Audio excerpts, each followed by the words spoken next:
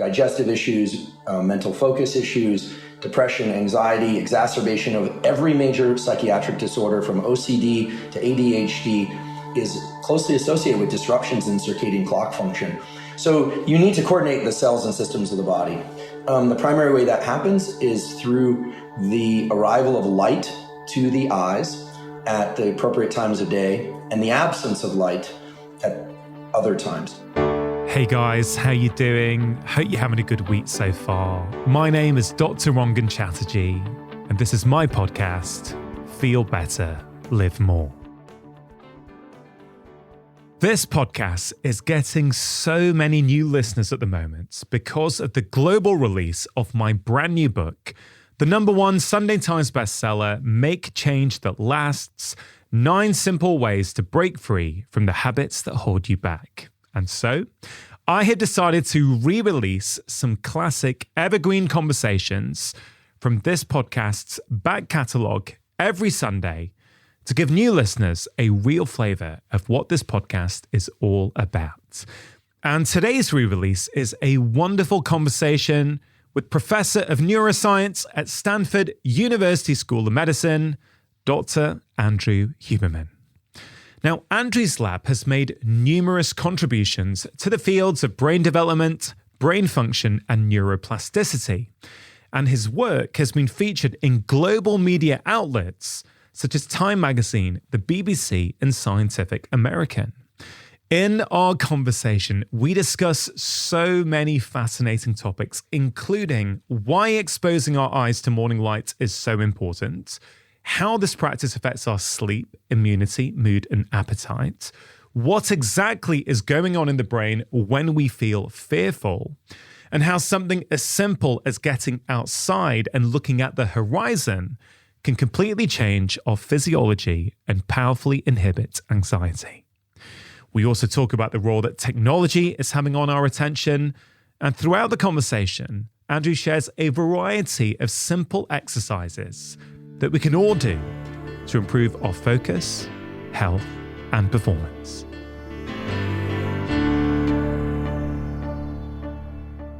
The way I thought we could start this conversation was because we've got very different experiences in our life. I'm a clinician, you're a scientist. So I've been a practicing medical doctor for over 20 years now, and I'm very passionate how lifestyle influences our health. And when I see a patient, I'm always trying to think about what aspects of our lifestyle, of their lifestyle, can I try and change? And there's always so many options. So what I always try and do is think, what is that upstream lever that I can turn? And if I can get that right, then automatically it's going to take care of a lot of downstream consequences. And when I think about your work, one of the key things that sort of jumps out to me is that the visual system may well be one of these key upstream levers. If we can learn how to manipulate it, if we can learn how to let the right type of light in at the right times of day, that can also have a whole myriad of downstream consequences. Yeah, absolutely. I think when we think about health practices, I think about foundational practices, and often those are lifestyle practices. And foundational practices, in my mind, are the things that bring the tide in, so that the ship that is our health can actually get out of harbor and get out into whatever destination it wants to head to. For many years, I paid close attention to these areas of wellness and biohacking and also standard healthcare. But as an outsider, or somewhat of an outsider, because I have many colleagues who are clinicians, but as you point out, and it's important for me also to point out, I'm not a clinician. I always say I'm not a medical doctor. I don't prescribe anything. I'm a professor, so I do research and I profess a lot of things. The visual system, I think, really sits at the top of the list in terms of what practical tools and I think science people should be aware of in order to lay down the bedrock of their foundation of mental and physical health and high performance for those that already feel as if they're doing well and want to level up their mental or physical practices. And the reason I say that is for the following reason. as you know, but maybe some of the listeners are not aware of, you have a brain, of course, but the brain is really part of this larger organ, the nervous system, right? The brain and spinal cord, central nervous system, and then you have a so-called peripheral nervous system. And the nervous system's job is to coordinate the activities of all the organs of the body, including our movement and our thought and our emotions, but really coordinate the immune system, coordinate the endocrine system. It's really the conductor of the whole business. That is us. The visual system is unique in that it's the only piece of the central nervous system that resides outside the cranial vault. So our eyes, we think of as seeing devices, little cameras with lenses that inform the brain about the rest of the outside world, but they are actually the primary and in some sense, the only way in which the nervous system has knowledge about external circumstances. And so lining the back of our eyes is this three-layered structure called the neural retina. And the neural retina is part of the brain proper. It's a piece of the brain that got extruded out of the cranial vault during development. So you've got two little bits of brain outside your cranial vault. And when those two little bits of brain see light, or when I should say more accurately, when light lands on those two little bits of brain, has a profound effect on levels of energy, the function of the immune system, the timing of sleep, the depth of sleep, the appetite, and a whole other host of biological processes. And it sounds very complex, but actually the system is quite straightforward. It was organized, or it is organized such that if light arrives at the appropriate times of the 24-hour cycle onto the neural retina, many, many things go terrifically well and set you up to do very well in mental and physical health. And if light lands in those two little bits of brain, the eyes at the wrong times, well, everything doesn't go to disaster right away, but in a day or two, very quickly things start to fall apart at the level of immune system and mood and functioning. So we could talk about the practical tools, but I hope that lays the sort of the organizational logic behind why we say the visual system is so important. We could not say the same thing for touch or hearing, smell or taste. And while those senses are important, they don't have this major lever effect on the rest of the nervous system and therefore the rest of the body. Yeah, I find that super fascinating because, there's other senses. Of course, we get so much information, touch receptors. We can glean so much from our immediate environment through those touch receptors. But yeah, I like what you say, that the visual system really is that kind of top-down driver. Get that right, and lots of things sort of take care of themselves. So, compared to when we were sort of evolving, or for the majority of our time on planet Earth, we have been exposed to light in a very particular way, haven't we? We had presumably lots of natural light in the daytime and low levels of light in the evening. Yet for many of us, that's been flipped. So maybe you could talk to how many of us live these days, and what are those practical tips that we can use to get the visual system to start working for us and not against us? Great. Yeah, I'd be happy to. So a couple of just basic facts about the way we are organized. Every cell in our body, every cell has a 24-hour oscillator, just meaning it's like a clock that counts down from 24 to 0 and then repeats. And every cell in our body needs to be coordinated to some master clock in order so that the cells of our body work as a coherent whole. This system, when disrupted, is what happens in jet lag. It can happen under a number of conditions. A lot of people are what I call jet lagged at home. The clocks of their cells are out of sync, and this causes many problems. And I'll mention the problems first. These include digestive issues, mental focus issues, depression, anxiety, exacerbation of every major psychiatric disorder, from OCD to ADHD to Alzheimer's, which is a neurologic disorder, of course, sometimes classified as one or the other, but you get the idea. So you need to coordinate the cells and systems of the body. How does that happen? Well, the primary way that happens is through the arrival of light to the eyes at the appropriate times of day, and the absence of light at other times. So I'll give the practice and the tools first, and then I'll flesh it out with some science so that we don't go too far down the rabbit hole of circadian neurobiology. So the foundational practice that I truly believe every person should do, ideally every day, but if not every day, most days, is to view bright light, ideally sunlight, within 30 minutes to an hour of waking, and ideally it would be even sooner. Now, this is not practical for many people. You live in certain areas of the world where there isn't a lot of sunlight, and we'll get to that. But the idea is to get up in the morning and within about 30 minutes to get outside and get sunlight into your eyes. It is fine to wear corrective lenses like contacts or corrective eye lenses. In fact, because of those, what they do, those actually focus light to the retina precisely. That's the role of those lenses, so that the light actually lands not in front of or back of the neural retina, but on the neural retina. But sunglasses would be problematic. So provided you can safely do it, you get outside and you want to view sunlight.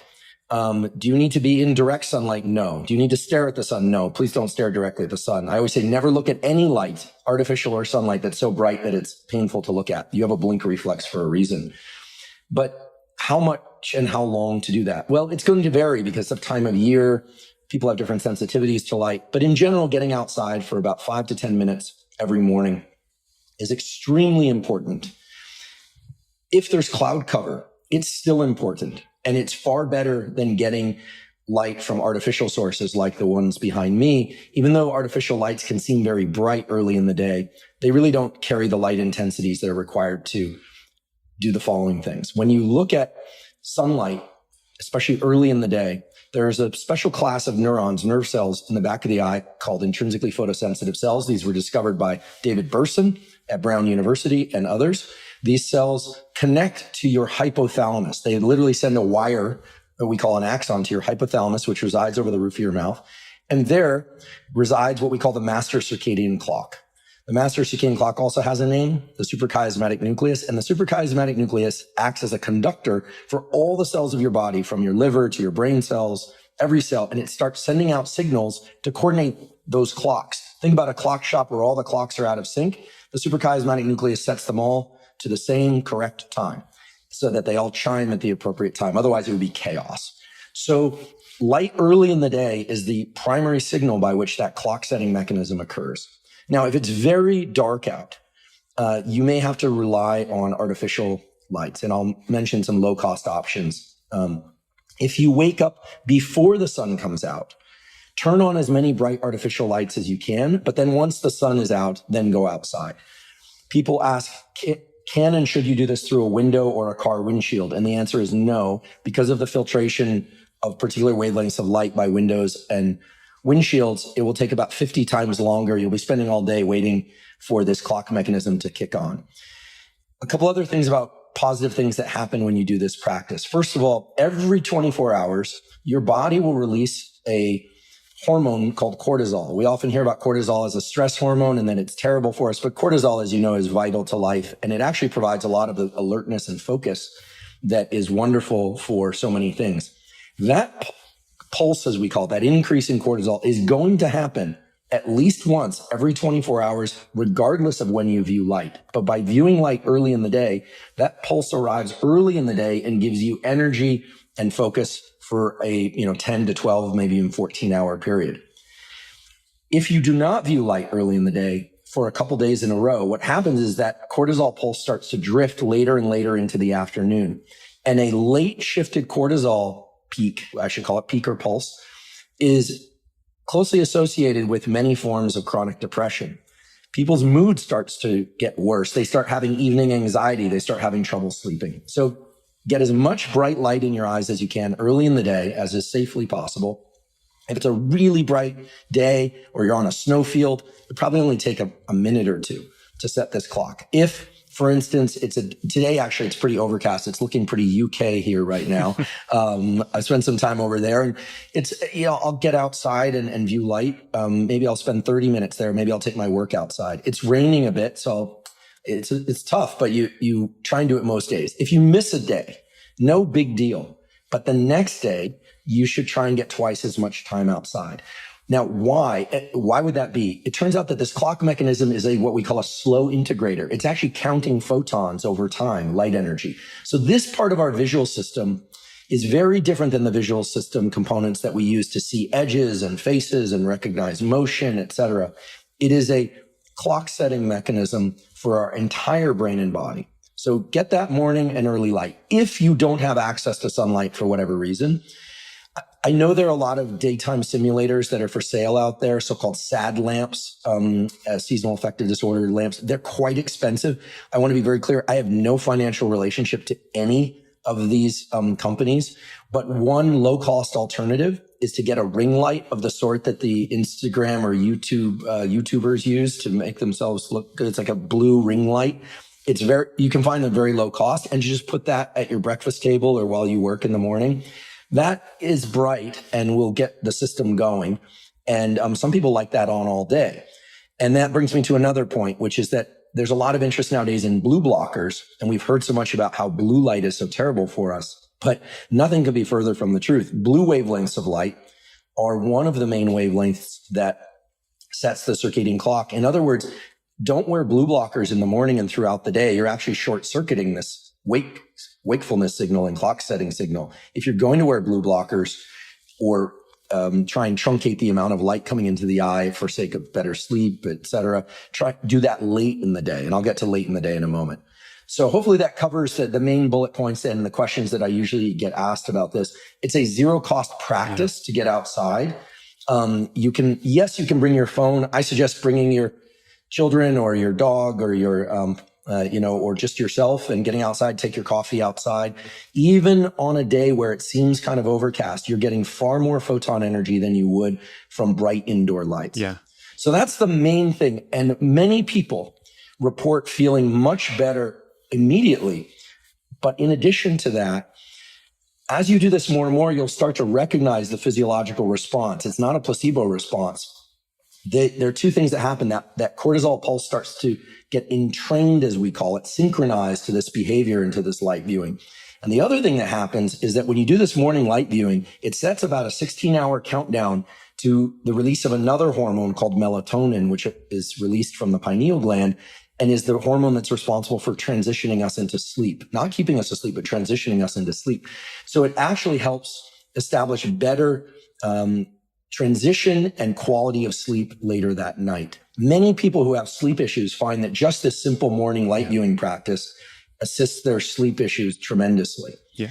So that's the primary layer, and this is all mediated by vision. There are other things one could do. For instance, if you want to, kind of synergize with this practice, which would be if you're an exerciser, you could try and do your exercise outside without sunglasses. There are a number of other practices you can layer in, but in terms of the visual system, that's the main one.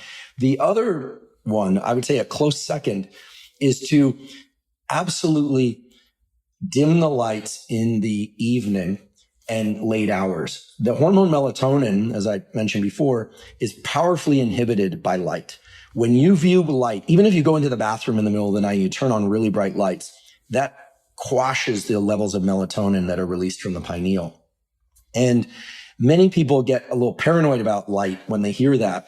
I wouldn't worry about it. I would just dim lights as dim as you need in order to safely move about your evening activities. And basically the time to avoid light would be between about 10 p.m. and 4 a.m. Shift workers are a separate conversation. I have an episode of my podcast completely devoted to shift work. It involves some technical details to figure out how to adjust these behaviors for them, so they could check out that episode. But let's think about typical night, diurnal people, as we call it, sleep at night and awake during the day. So avoid bright lights in the evening. Now, earlier I said the lights that are artificial lights are not bright enough to set the circadian clock, so you need sunlight. So why can't you view Netflix or your screen or bright lights at home between 10 p.m. and 4 a.m.? Well, turns out that the sensitivity of the cells in your retina changes such that it doesn't take much light in the evening or late, 10 p.m. to 4 a.m. to throw off your whole clock schedule and system. So in the evening is when you want to dim the lights. And ideally, you would also have the lights low in your physical environment. The cells that transmit this information to the hypothalamus reside in the lower half of the retina. And because of the optics of the eye, they view the upper visual field. So table lamps, lights down near the floor, firelight or candlelight is fine. Moonlight is fine. Believe it or not, even though a very bright moon actually doesn't carry that much photon energy. So avoid bright lights between 10 p.m. and 4 a.m. As a last point, if you somehow have to run to the store or to hospital, or you turn on the lights in the middle of the night, don't freak out. Remember, these are slow integrating systems. It's just that if you're consistently looking at screens late at night, or you're consistently turning on bright lights in the middle of the night, you're really messing up your system. So these are averages. It's a lot like nutrition or exercise. Try and get it right, or mostly right, about 80% of the time. And don't panic if you happen to violate these tools every once in a while. You'll be just fine. Yeah, I love that. Very, very thorough, very, very comprehensive. I just want to echo, Andrew, in my own clinical experience, I have seen natural light exposure, just like you, be game-changing for people. I first wrote about it, I think about 5 years ago in my first book, and I still get messages today from people taking photos of themselves outside having their morning cup of tea or coffee in the garden. I think that's really, really important. And I also love, the way you talk about the visual system and these cells in the back of the retina. For me, it sort of feels like light coming through the eyes first thing in the morning is kind of like the conductor of this beautiful orchestra that can be played by different organs and cells within your body. Is that sort of fair to say? Absolutely. And I think, as a clinician, you'll probably recognize this phenomenon, ICU psychosis, when people don't get regular sunlight because they're in the hospital. Remember, hospitals are some of the most unhealthy places to be. Sorry, my clinical friends, but you look at the food in hospitals, it's dreadful. You look at the lighting conditions and they violate everything that I just said. And there's a phenomenon well known called ICU psychosis, where people literally develop psychosis in the hospital because of the chaotic lighting schedules. They leave and they feel better. And I'm mentioning this because there are 2 studies from University of Colorado showing that when people get onto these schedules of morning light viewing and avoiding artificial lights at night to some extent, their melatonin and cortisol rhythms correct within 2 days. And so I just put that in there as a kind of an encouragement that it works very quickly, and nobody escapes this mechanism. There is no one. You can say nutrition, we could argue about plant-based, carnivore, omnivore. I mean, the discussion is such a hairball topic that I've made the mistake of touching that third rail before. But when it comes to light viewing, nobody escapes this. In fact, even blind people, provided they still have eyes, have this mechanism. And I actually, because my lab works on visual repair, in addition to a number of other things, I consult a lot of people who are blind, and they have vastly improved their sleep. A major issue for blind people is sleep, and other aspects of well-being through this mechanism. Now, you said the conductor of the orchestra, and that's absolutely right. It is fair to say that this is the most important mechanism by which we coordinate the activities of all the cells of our body.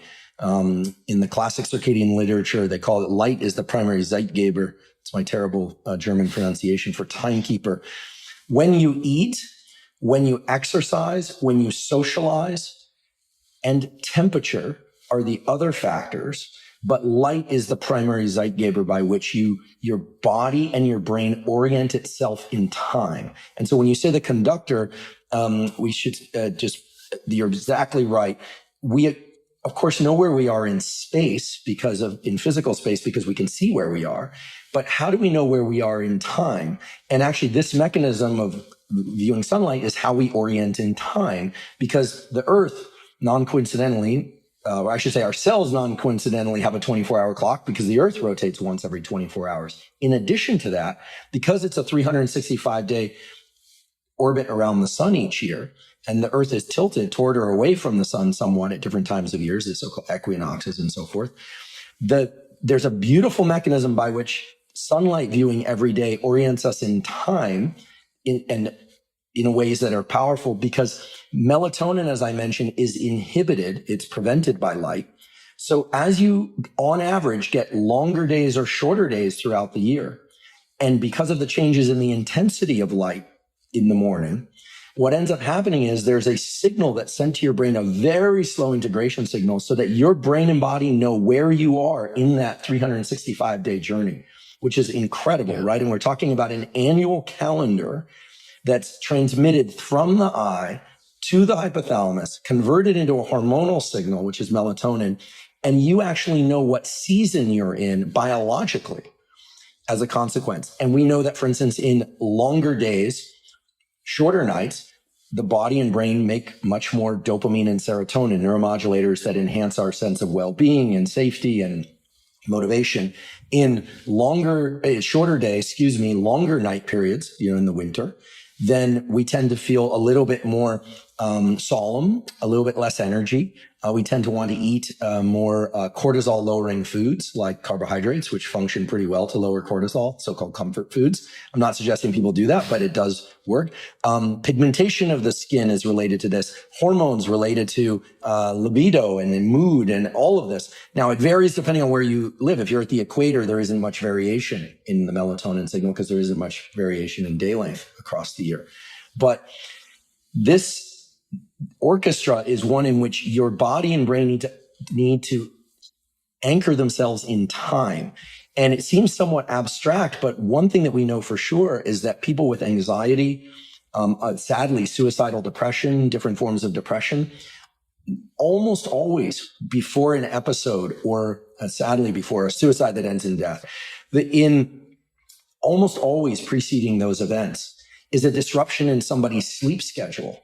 It's almost 100% is that somebody is feeling off, but their sleep schedule is off. And a characteristic feature of depression is waking up at 3:30 in the morning or 4 in the morning and failure to be able to fall back asleep, or 2 in the morning. Now, that doesn't mean if that's happening to you that you're necessarily clinically depressed, but every depressive disorder, suicide, anxiety, ADHD is closely associated with disruptions in circadian clock function.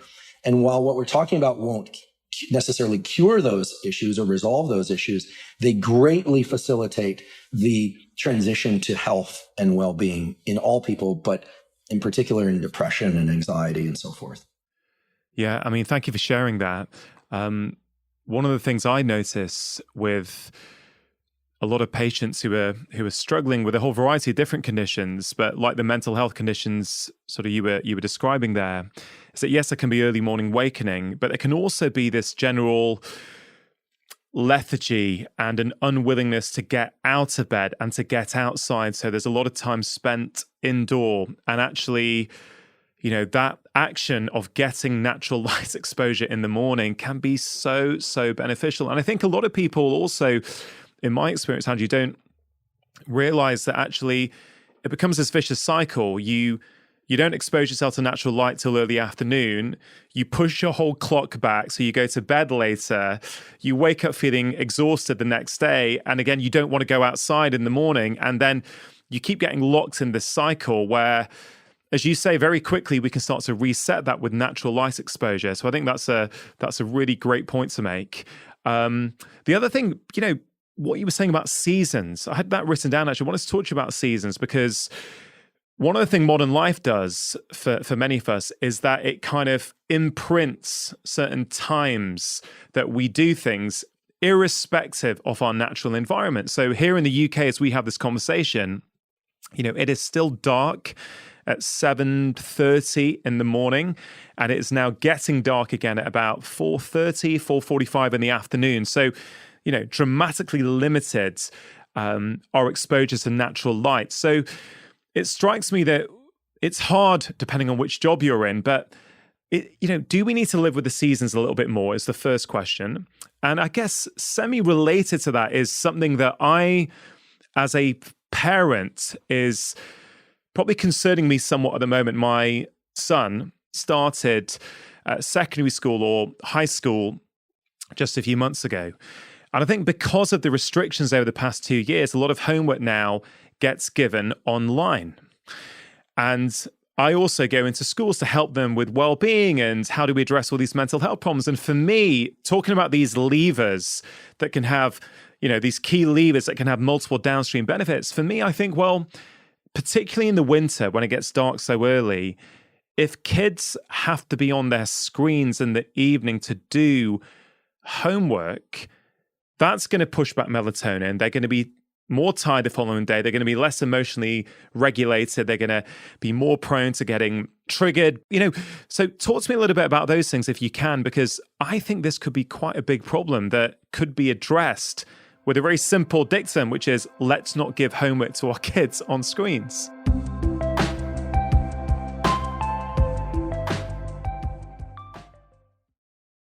Vivo Barefoot are one of the sponsors of today's show. Now, I am a huge fan of Vivo Barefoot shoes and have been wearing them for over a decade now, well before they started supporting this podcast. I've also been recommending them to patients for years because I've seen so many benefits. I've seen improvements in back pain, hip pain, knee pain, foot pain, and even things like plantar fasciitis. And contrary to what you might initially think, most people find Vivos really, really comfortable. But I have to say, especially at this time of year, as the temperature is starting to drop, their winter boots are absolutely fantastic. And I myself am really enjoying wearing their brand new Gobi warm-lined winter boots. Now, as well as adults, I think they are a fantastic option for children. And I really hope that in the future, more and more children start wearing barefoot shoes like Vivos, as I think this can prevent many downstream problems in the body later on in life. And remember, whether for your children or yourself, if you've never tried Vivos before, it's completely risk-free to do so, as they offer a 100-day trial for new customers. So if you're not happy, you just send them back for a full refund. If you go to vivobarefoot.com/livemore, they are giving 20% off as a one-time code to all of my podcast listeners. Terms and conditions do apply. To get your 20% off code, all you have to do is go to vivobarefoot.com/livemore.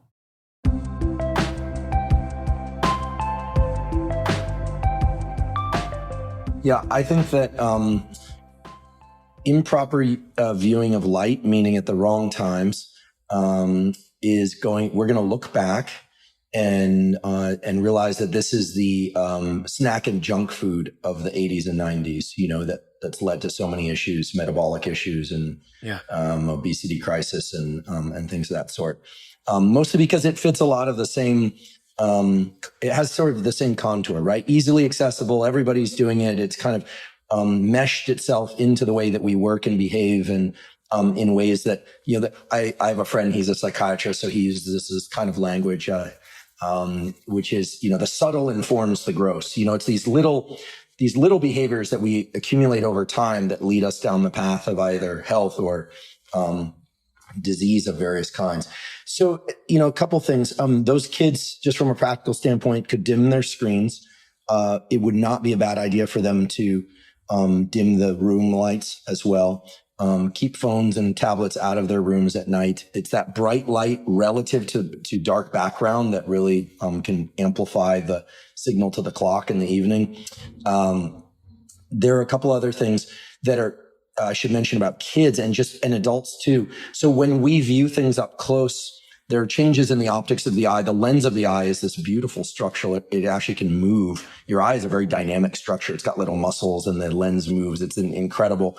But one of the consequences of viewing things up close too much is that the eyeball lengthens, and children and adults develop myopia, which is nearsightedness, and they need corrective lenses. One of the more exciting things to happen in the last couple of years are a couple of large-scale clinical trials, thousands of patients, and where they looked at if kids and adults, but mostly kids, if they spend 2 hours a day outside, even if they're doing their homework outside on a computer, but if they spend 2 hours a day outside, two things happen. One is they greatly reduce the incidence of myopia through a different light to eye mechanism that we won't go into the details, but these are very solid findings. And the other thing that's very, very powerful for kids and for adults, but especially for kids because their brain is still plastic, as we say, can change very easily in response to experience, is to view things at a distance. When you go outside in the morning and get that sunlight, or what throughout the day, periodically you want to try and view things that are beyond, certainly beyond the extent of your phone or your computer or the walls of a house, but also often to the distance. If you can view a horizon, even better. But if you can't, try and look across the street, down the street as far as you can.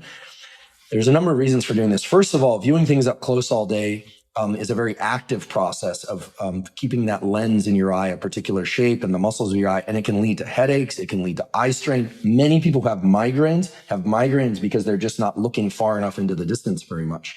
The other thing is that getting that sunlight outside during the day through mechanisms separate from the clock mechanisms is known to improve mood and improve metabolic function. And this is because of the linkage between the eye and a structure, has a weird name called the habenula. The habenula is a little structure in the thalamus, kind of middle of the thalamus, for those of you that want to know, that is associated with the dopamine system and with feeding and regulation of mood and feeding rhythms. This is the beautiful work of Samir Hattar, who's the head of the chronobiology unit at the National Institutes of Mental Health and others. So there's real science to back up what I'm saying here. And so get outside during the day as much as possible. Take a walk, view things in the distance. Don't be looking at your phone like this as you walk. Getting the optics of your eyes into what we call panoramic vision, where you're not necessarily moving your head or eyes around a lot, but you're just kind of opening up that aperture of your visual field. Very important, and especially in kids. So we're talking now about improving sleep, improving wakefulness, improving concentration through morning light viewing, improving sleep, improving, or I should say offsetting the development of myopia, nearsightedness, possibly even reversing myopia or some of that myopia in adults. We're talking about also anxiety relief. One of the things that's really exciting in the last few years is that we've known this for a long time, but that when we move through what we call, the scientists are so geeky, when we self-generate motion, whether or not on a bicycle or running or jogging or just even walking, doesn't matter what speed, the visual world is slipping by us, right? But we don't actually see blur going by like we would if we took a picture on our phone and moved our phone. And that's because we have what are called slip compensating eye movements, where we're constantly making adjustments for the slip of the visual image on our retina. And those slip compensating eye movements and forward movement in particular, as long as it's self-generated, is known to directly inhibit and powerfully inhibit the activity of the threat reflex that involves brain areas like the amygdala, which is associated with fear and anxiety. In other words, walking forward or biking forward or jogging forward, provided that your visual system isn't staring at your phone the whole time, and no, unfortunately, this won't work on a treadmill. When you do that, you're actually creating an anxiety relief. And this is, so we're talking about very basic things. Get outside and take a walk. Don't look at your phone while you're doing it. Run outside as opposed to on a treadmill if you can safely do that. Some people might say, well, on the Peloton, I see all this stuff streaming by, but it's not actually streaming by. It's a slightly different situation. Probably better than not having any visual imagery there. But get outside, take a walk, view things at a distance. Even if you're just doing this 10, 15 minutes a day, you're doing tremendous things for your health. And kids who aren't doing this, who are locked to screens all day and all night, I don't want to be hyperbolic, but they're messing themselves up. And their brain is very plastic. They're going to have issues, vision issues, anxiety issues. It's really serious. And sadly, there isn't enough attention on this at the kind of national and international level. But there is a lot of science to support the practices that we're talking about here. Yeah. And again, all these practices that you've mentioned so far are completely free of charge, right? There's nothing, and like me, I know you're super passionate about that. So I think it's one of the many reasons why I'm drawn to your work is I always see that with you, this kind of desire to make sure that the things that you recommend, where possible, are accessible to everyone. And I feel if head teachers around the globe could hear that and really think about how they can implement those things within their schools, again, it's a top-down effect that would have just multiple downstream consequences straight away. What you say about panoramic vision, I think, is fascinating. And I want to talk, if it's okay, Andrew, about this sort of bi-directional communication we have between certain behaviors that we have in our brain. So, we could talk about vision or breathing, and hopefully we'll get to that. But let's take with breath work, for example. If we're feeling super stressed and we're trying to get through deadlines, that can change the way that we breathe. But at the same time, we can consciously change the way that we breathe to have a calming effect on our brain. And I sort of feel, with respect to vision, I think with breath work, we're sort of getting there. Like, people are starting to understand that, but I don't think with vision they are. So maybe you could talk to how, whether you have this peripheral sort of soft vision or this kind of tightly focused vision, what is that doing? What messages is that sending up to our brain? Yeah, and I'd be happy to talk about respiration. That's one of the things that my lab works on, but you're absolutely right. I mean, the breathing system is amazing because it bridges subconscious and conscious processing, right? All the time we're breathing and we don't have to think about it, just like our heartbeat. But at any moment we can grab a hold of our breathing and change our breathing. And that's a unique neural apparatus that allows us to bridge between those two. The visual system is similar in that we're seeing things all the time, but we can also take control of our vision. I can decide to focus in a very, narrow soda straw view of the world, or I can open up the aperture of my visual field. So let's talk about opening the aperture, so-called panoramic vision. You don't have to try this. You can do this anywhere. You don't have to actually be, stone still. What you want to do is just try and see without moving your head or eyes. What you're trying to do is dilate your gaze so that you're seeing more of the space around you, the ceiling, the area in front of you. Ideally, you'll see your own body a little bit in your peripheral vision. And when you do this, when you shift into this mode of vision we call panoramic vision, a couple of things happen. One is that you release a connection between the brain and the brain stem that's involved in alertness. And so it's not that you become less alert, but it has a relaxing effect. It's like coming off of the accelerator just a little bit. If ever you are in an argument or you feel like you're getting triggered, and you can feel your heart rate increasing, you can feel when adrenaline hits our system, it hits it very fast, and there's this propensity to move, and there's a propensity to say things. And if you want to inhibit those reflexes, because those can be kind of life damaging depending on what you're going to do and what you're going to say, it's always better to be the calm one in an argument if you can. Panoramic vision is great because it's completely covert. Whereas we'll talk about breathing tools in a moment to calm down, but breathing tools require a kind of overt shift in one's behavior. So you can tell when someone's, or something like that. But with vision, you can, in a very covert way, you can expand your visual field and it will relax you. People have fear of public speaking, people who have challenges in different environments, going to the doctor's office, face-to-face communication for a lot of people is hard, especially if they don't spend much time doing it. And nowadays, many people are more isolated than before. Panoramic vision is a wonderful way to relax the systems of your brain and body just a bit. And what's really fun is that you can start feeling that shift. And the more you do it, the more you engage the mechanisms by which you decelerate, I would say. This is less of a brake than a deceleration. It's not like slamming on the brake of stress. It's coming off the accelerator a little bit. So it allows you to kind of drive the car that is you. And panoramic vision also has a unique feature, which is that you actually become more alert, aware, and responsive. The neurons that are responsible for panoramic vision, the aficionados, are so-called magnocellular, meaning large, magno neurons of the eye and brain. And big neurons transmit information much faster. So when you catch a ball or when you reflexively do something, you're actually using this panoramic system rather than the high acuity fine system. And your reaction times go up about fourfold. So, you might think, oh, well, I'm kind of tuning out, but you're not tuning out. You're actually far more situationally aware. And I'm fortunate to do a little bit of work with people in U.S. and Canadian special operations. They talk a lot about situational awareness, going into environments where you can monitor large swaths of behavior and activity, but be very responsive to things in different locations. And so actually panoramic vision is a wonderful way, not just for them to do their work, but when you're walking down the hall, for instance, let's just take an example. You just took a meeting or you get off a Zoom, you're headed upstairs.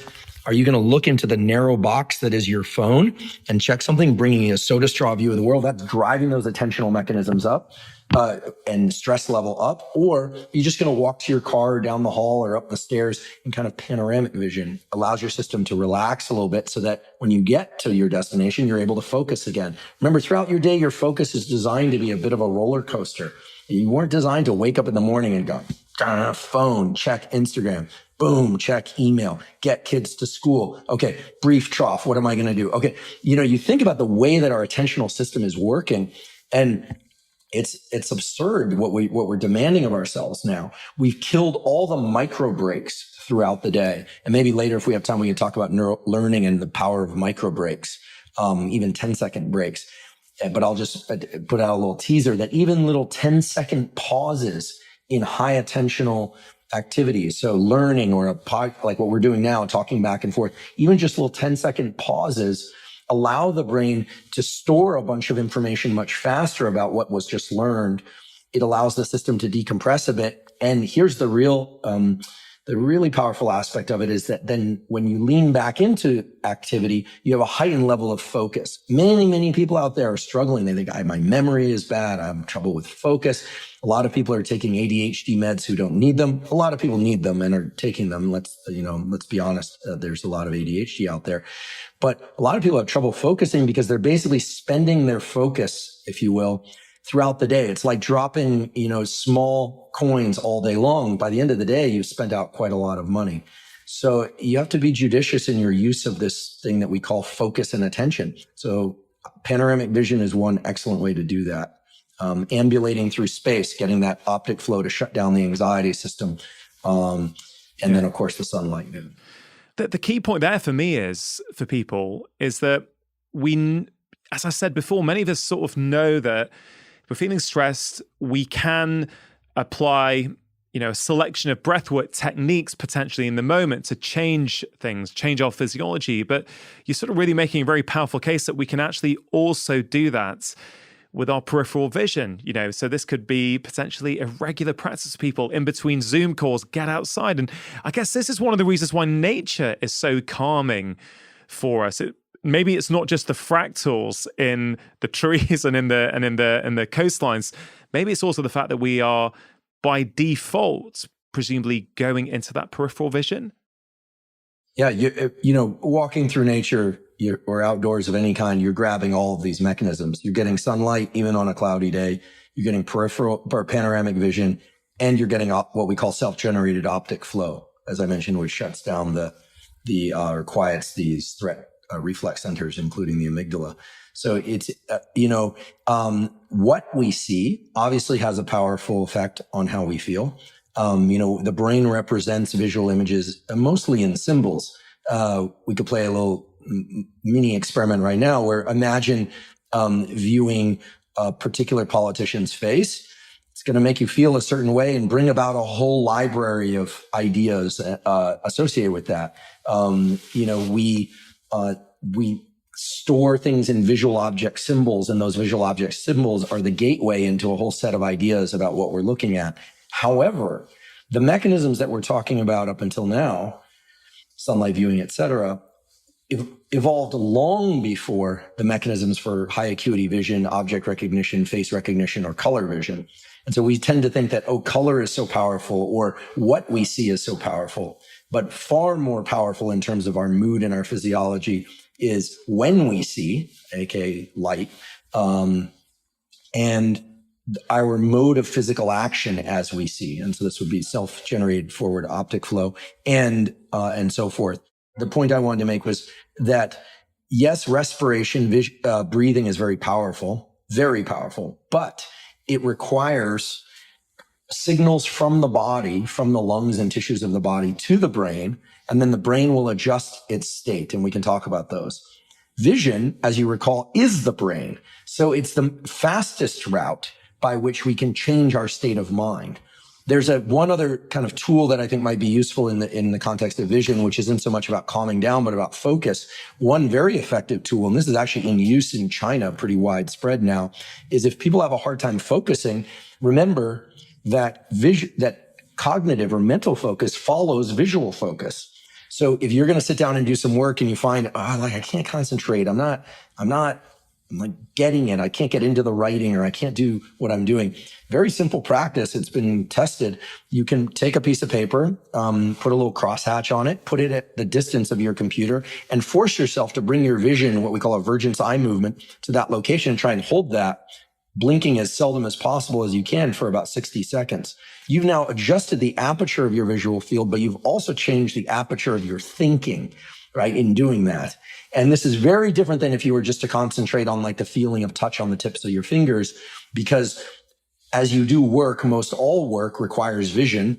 And then the work that you do, you'll find exists in this kind of narrow tunnel, and you're able to rule out distractions quite a bit better. That's one of the reasons why this device is so terrible.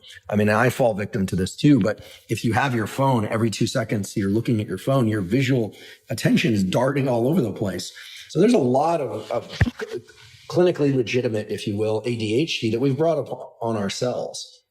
And so you can use visual focus as a training tool. Yeah. I have a simple meditation I do in the morning. I call it a meditation, but it's really just visual training. I can explain it now. I don't think I've described this anywhere, that anchors several of these practices. I actually will close my eyes and just concentrate on my internal state, something we call interoception, and I'll just breathe 3 times. Then I'll open my eyes, I'll stare at my hand or something at about a distance of arm's length, and I'll focus my visual attention there and breathe 3 times just for sake of timekeeping. Then I'll look in the distance and I'll do the same. And then I try and go into panoramic vision, even if I'm indoors, and I'll breathe 3 times. And then I bring myself right back into my internal landscape. I'll focus on a little crosshatch, and usually then I get to work.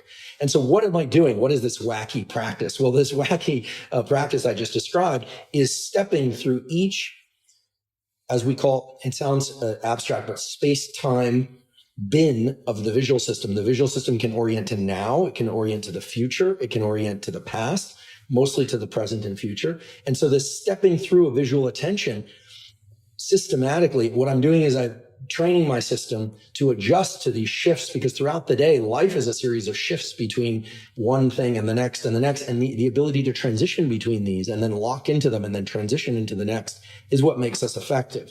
And this might seem a little abstract, but if you try it, what you'll find is that transitions between, say, work and a conversation, or dropping into work very deeply, become much easier. And there's neurobiological underpinnings to this. This is a forced practice. It kind of mimics what we ought to be doing all day long. The problem is that the interference of mostly of smartphone communications is that we're constantly being bombarded with new context after new context. That's what's really, I don't think there's as much problem with the content on social media, although that's a debate, there's there too. Obviously you want to protect kids and so forth, except that when you're on social media, it's the equivalent of watching 50 movies in 2 minutes, because you're scrolling through and context switch. The human brain has never been confronted with this. Even if you have 200 channels on the television, it's very rare to just go channel. Yeah. The whole idea of social media, and by the way, I participate, I teach on social media, and I consume social media, but you're context switching in a very passive way. And so what I've tried to do is create practices that are grounded in the neurobiology of vision and how vision anchors attention and can induce calm. And that simple practice I described, what it does is it gives you the power and control to shift your visual attention to different things, as opposed to some external stimulus shifting your visual attention for you. And I find it, I've been doing this for about 8 years now. I do it every morning and sometimes in the afternoon. And what I find is that it's allowed me to be far more effective in the activities that I'm engaged in and transitioning between those activities. And my lab's looking at this from the experimental perspective, but I just thought I'd put the tool out there because, again, it's zero cost. There's by all means safe, et cetera. I love it. It kind of sounds like training a muscle in the gym is going to allow us to, do many things, but lift heavier things, be more strong and robust in our life for whatever we're trying to do. And it sounds like this kind of 4-part process of, focusing on, things at different distances. It kind of feels to me as though this is a process that's helping adapt our visual systems to the way the modern world is now, because the modern world ain't changing any time soon. So it sort of feels like this might have been a practice that maybe wasn't necessary 100 years ago, 50 years ago, but it is now highly necessary because of the environments in which we find ourselves in. That's right. Very well put. And, the smartphones and internet are delivering experience at rapid speed in ways that the human brain just simply didn't evolve to contend with. Now, the human brain is great at dealing with new technologies, creating new technologies. What I'm describing are very basic practices that are designed to offset some of the damage, but also, it's not just about avoiding problems. It's also about being functional. I think that everybody wants to be mentally healthy, physically healthy, and perform well in their various activities. And we do that by engaging the attentional systems and then disengaging the attentional systems. Everything in terms of learning, whether or not you're a child or an adult, is a function of being able to lean in with intense focus and then lean out and access rest of different kinds. In fact, I know we were talking about respiration, but neuroplasticity, the nervous system's ability to change in response to experience, is what, aside from the fact that the nervous system anchors and coordinates all the actions of the body, the nervous system is so unique in that it can change itself. But unless you deliberately force specific changes onto your nervous system, the passive consequence of living in a particular way will also change your nervous system, and not necessarily for the better. So excessive light viewing at night, not getting enough sunlight, not getting enough movement. I mean, the nervous system will atrophy or change in response to whatever you give it. That's the beauty of it, for better or for worse. And so what we're talking about here is leveraging this incredible capacity of the nervous system to change and saying, well, what are the simple, zero cost, very low time investment tools that are going to allow me to be very effective as I transition from one stage of life to the next? And, I'm a big fan of a lot of the work that's happening now in the clinical setting, I should say, around, various compounds to improve plasticity or to open plasticity, or some of the, I know that the pharmaceutical industry gets a tough rap, and I agree that there tends to be this kind of default to pills mentality is not one that I subscribe to. I think lifestyle factors are extremely important. I should mention that I do think that for a number of people, they are so depressed, or their ADHD is so severe that the idea of doing the sorts of practices that we're talking about is kind of overwhelming. And that's something that unless someone has really been in those states, it's really hard to empathize with. But so we should keep that in mind. But for most people, I would say 90% of people out there, these are practices that we can simply do, and we get an immediate benefit. But in addition to that, we get a cumulative benefit because, as I mentioned before, these are slow integrative processes. So the day to day and across the year, it accumulates. And then there's a third benefit, which is neuroplasticity, which is that your nervous system becomes very good at doing the things that are best for it. Yeah. So this is the systems of the brain that are responsible for being able to rest or being able to de-stress or to focus. Those systems actually get stronger so that your default is to be able to rest more easily when you need to rest, to be able to focus more easily when you need to focus, and so on. And so that's unique. It's not just about putting pennies in the jar, putting small coins into a jar. You could say, well, eventually you accumulate a lot, but it's more than that.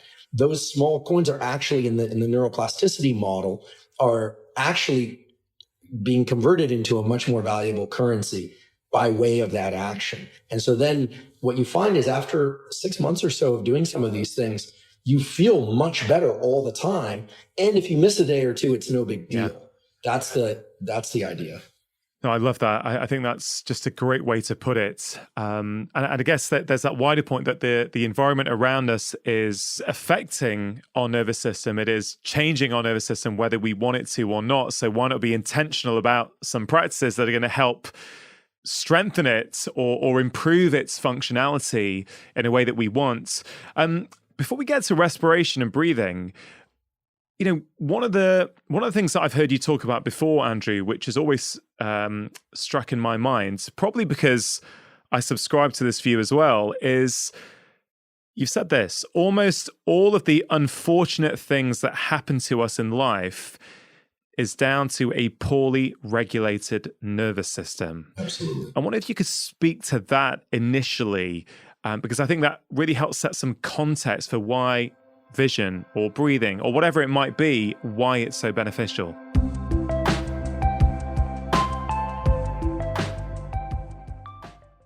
Just taking a quick break to give a shout out to AG1, one of the sponsors of today's show. Now, AG1 has been in my own life for over 5 years now. It is a science-driven daily health drink with over 70 essential nutrients to support your overall health.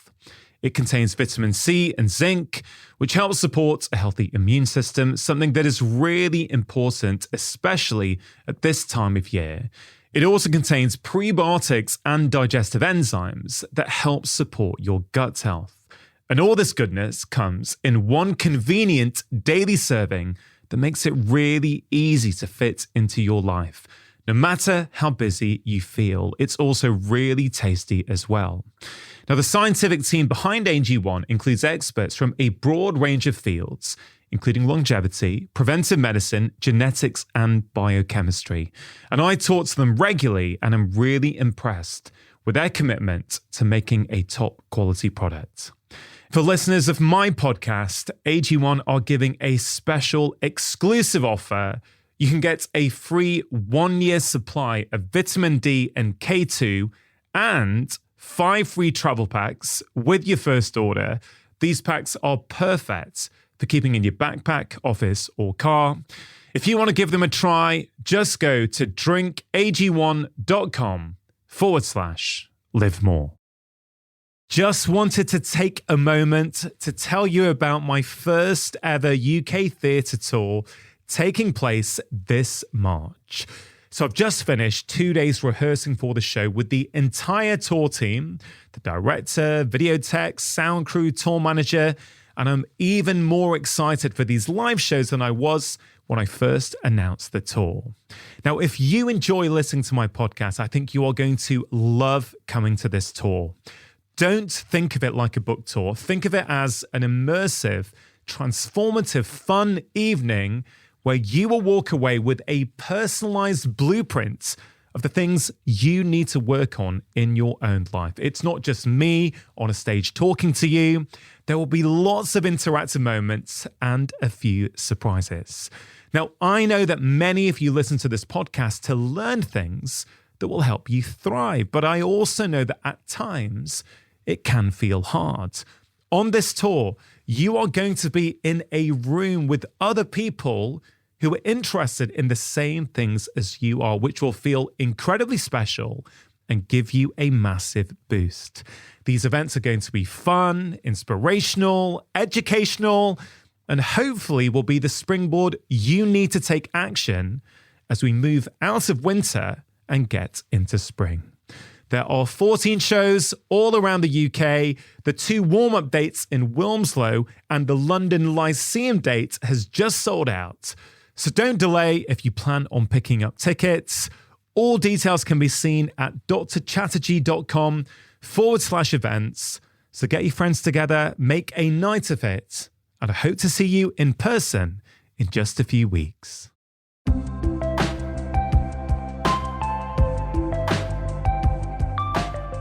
Yeah, so let's take stress, for instance. We hear a lot of times that stress destroys our immune system, and nothing could be further from the truth. I mean, stress is actually the way that your immune system knows that it should turn on. Let's just think about the ways that our species got to where we are. There were long periods of time with bad weather, cold, babies that were undernourished, etc. many of us are familiar with working very hard in school or just generally working hard or taking care of a loved one. And then you stop doing that. You finally get rest and all of a sudden you get sick.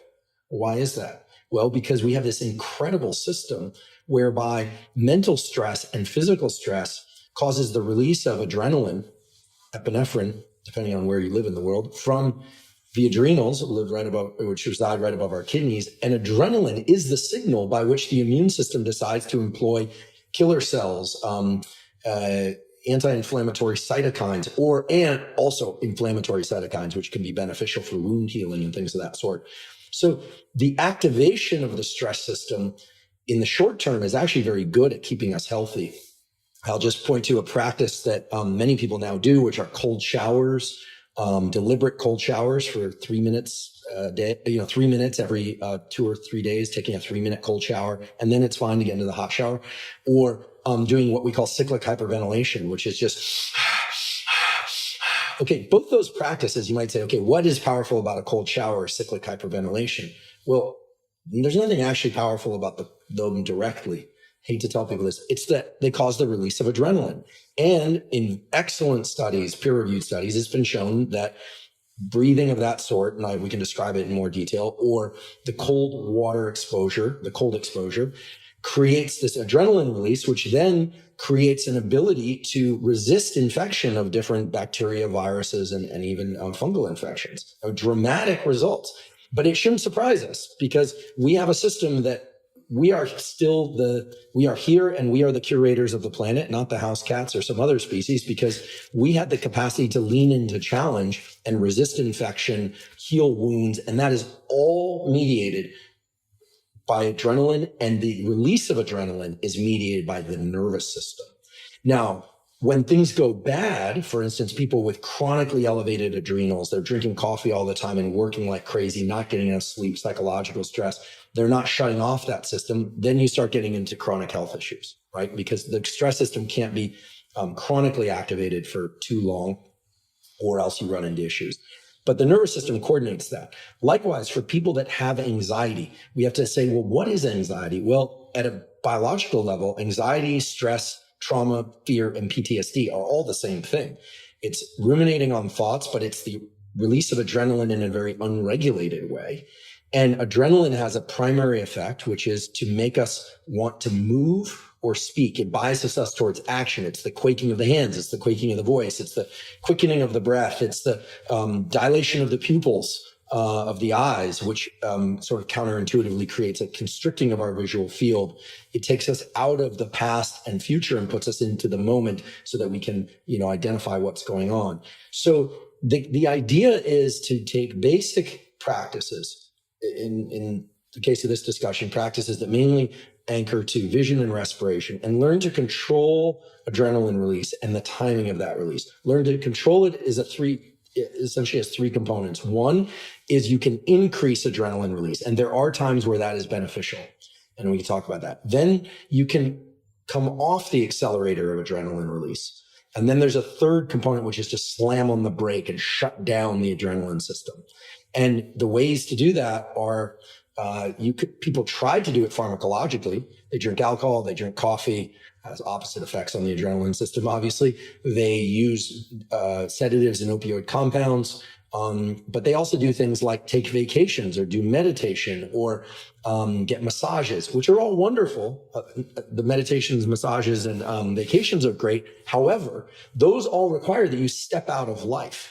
I love getting a professional massage, but a professional massage is like $190, which frankly, even at my stage of life, I always feel like it's great, but it's a considerable investment. I'm not going to do it every day. I don't have a masseuse in my home. And to be honest, it requires that I not do something else. Yeah. Being a functional human, and a functional human on any kind of budget, means that you need to be able to turn on and off focus and relaxation and stress and so forth in a way that you are in control of that.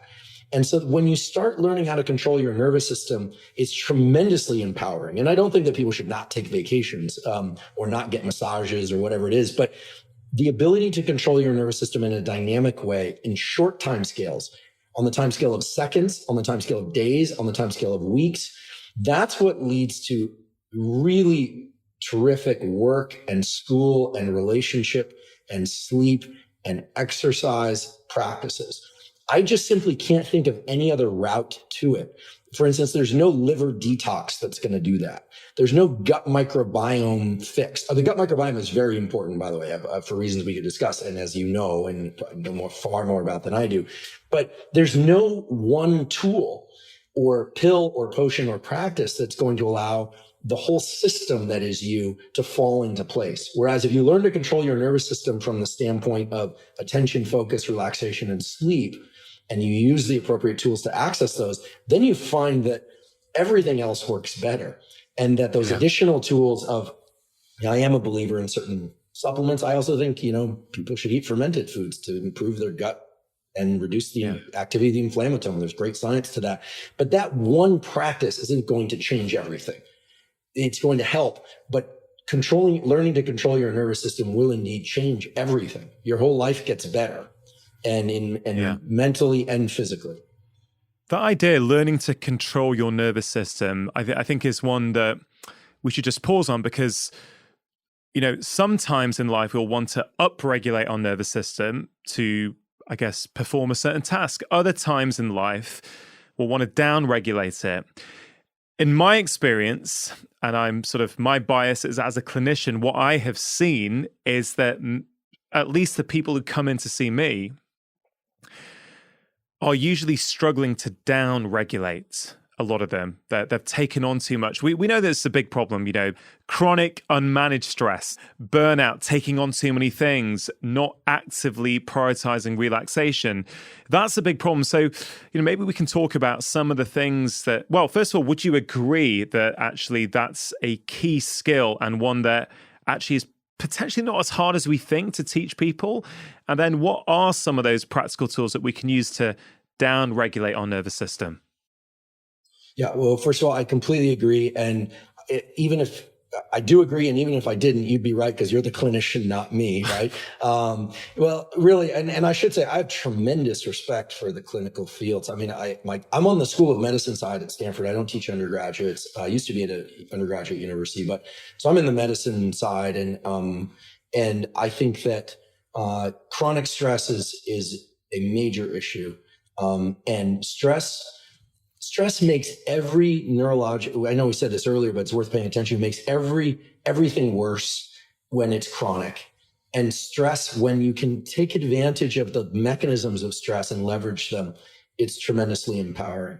I mean, I will even say that, clearly you're not an example of this, but there are a lot of physicians who are very unhealthy. This idea that scientists and doctors are healthy, just look at most of them, right? No, they're not taking good care.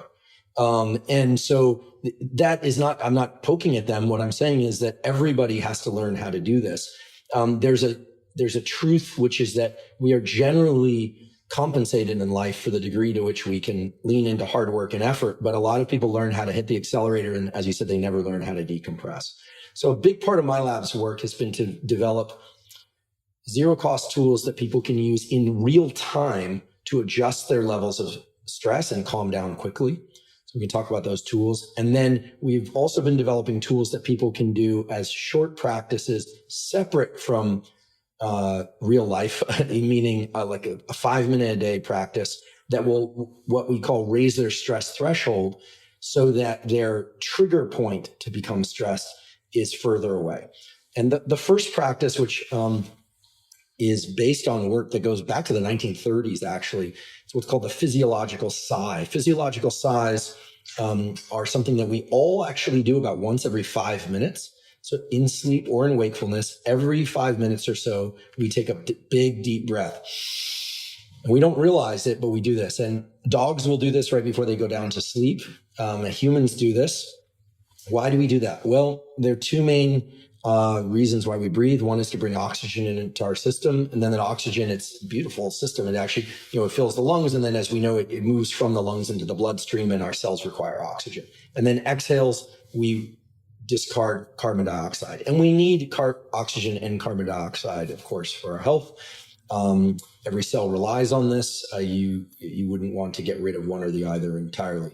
The stimulus to breathe, meaning the impulse to breathe, is because if you have a small set of neurons in your brainstem that detect the buildup of carbon dioxide in the bloodstream. So when that level gets too high, you take a big deep breath, and then you offload the carbon dioxide. That's actually why you do the physiological sigh, is to discard carbon dioxide. As a consequence, you bring in more oxygen. Now, here's what's interesting. The lungs are not just two big bags of air. They have millions, actually hundreds of millions of little alveoli, little sacs. And when we underbreathe or when we are stressed and when we overbreathe, so either way, those little sacs actually deflate. And because they have fluid inside them, because of surface tension, they are not easily reinflated. And so we're actually asphyxiating ourselves. We don't have oxygen and we're not able to offload carbon dioxide. Bad situation. The physiological sigh that I recommend that people do when they're feeling stressed, anytime or any place, I suppose, unless you're underwater, is to do 2 inhales through the nose, back to back. The first one is a big, long inhale. And then the second inhale, you're only going to be able to sneak in a tiny bit of air. And then a long, complete exhale through the mouth. So it's...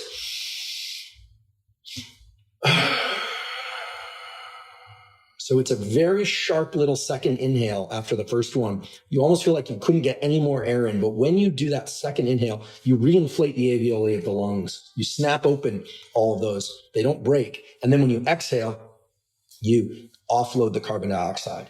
Doing that just once, sometimes 2 or 3 times, but just once, we know from data in our laboratory and other laboratories will immediately reduce your levels of stress and anxiety. Immediately.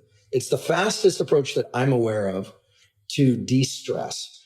Far faster than trying to tell yourself not to worry. Certainly far faster than telling you or somebody else to take a deep breath. Yeah. It's this double inhale through the nose, exhale through the mouth is a very efficient way to bring in oxygen, dump carbon dioxide, and reinflate the alveoli of the lungs so that in the immediate moments afterward, you're breathing more naturally and more calmly. So it's I don't like to use the phrase of like power tools and this kind of thing, because that's not the business I come from. But I think if there were one tool that I would like everyone to do would be the morning light viewing. But the other tool I'd love for people to have in their kit is this physiological sigh. And as I mentioned, you do this spontaneously in low claustrophobic environments. People do it during sleep when they are developing apnea. And then when we cry or we observe someone crying, watch how they recover their breathing after sobbing, because sobbing is mostly exhaling. Yeah. And then there's a reverberating inhale. So big inhale, second inhale through the nose, just squeeze in a little bit more air, and then long exhale through the mouth.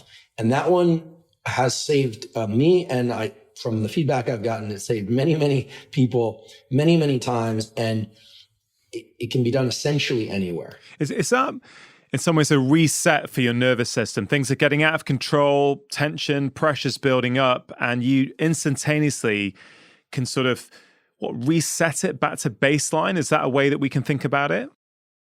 Yeah, think about it as a brake on the adrenaline system. Think about it as, because when there's elevated carbon dioxide in the bloodstream, the brain registers that and sends a signal to your adrenals, we're running out of air. You need to move. You need to get to someplace else in order to not asphyxiate. And so this is why the signal is so powerful. Now, I think that there's another aspect to this, which is that when our minds are racing out of control, it's very hard to stabilize our thinking with thinking. I always say, trying to control your thoughts with thoughts is like trying to grab fog. It's very, very difficult. So when your brain and your mind and your thinking aren't where you want them to be, you need to look to your body to recalibrate your state of mind so that then you get a new vantage point to view whatever it is that you happen to be contending with mentally. I actually had this happen the other day. I've been dealing with a set of issues that are kind of chronic and ongoing, and it's a slow grind, and it's working out. That details aren't important or relevant here, but it's something I have to think about a lot each day, what I'm going to do, how I'm going to handle this situation.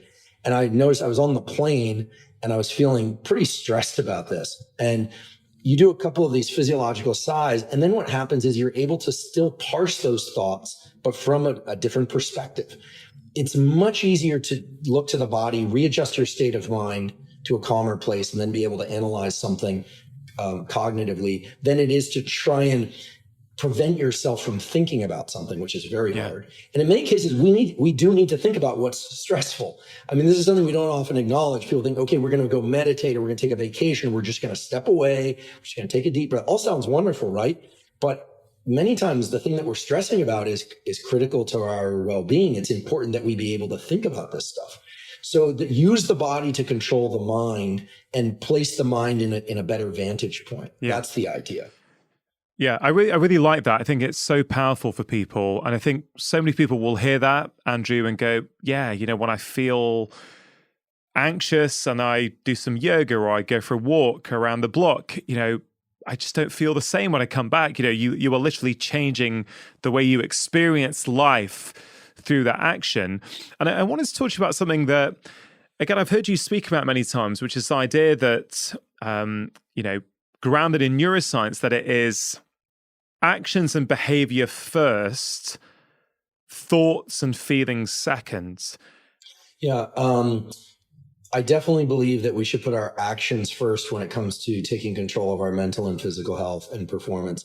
I want to be clear that I don't relegate feelings, emotions, and thinking.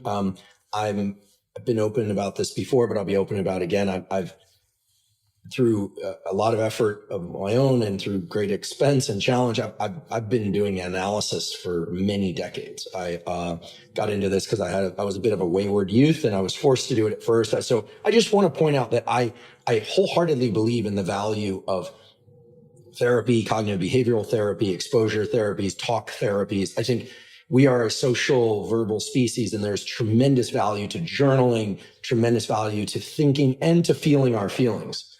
However, feelings are complicated and they can become their own trap. Being able to parse a hard emotional problem or being able to think about life in a way that's from a good stance, as a kind of I like to think about the stance of the nervous system more than the state, because a stance allows you to move in different directions, whereas a state implies that there's one ideal state to be in all the time, which of course not. I mean, there's a time to be stressed, angry, sad, in awe, devastated. I mean, that's life. That's actually what makes for a rich life. But the ability to be in a good stance around all that means that when we are in a state of deep sadness or deep confusion or great happiness, that we know that we will eventually transition out of that state, and that's a manageable idea, that we're going to transition in and out of these states. One of the hallmarks of mental illness of different kinds is that people have horrible feelings and they feel like those horrible feelings are going to go on forever.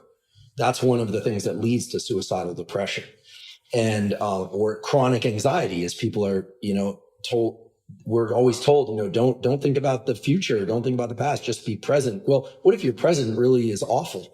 That doesn't help much. So the reason that I'm a fan of physical tools is the following, orienting towards action first and physical tools is the following. First of all, there is no fossil record whatsoever of the things that we feel or think. None.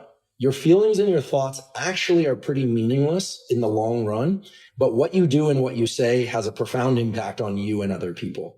Second, using physical practices allows us to communicate with one another about tools. Thinking is tricky. I don't know what I'm feeling half the time. How do I know what anyone else is feeling?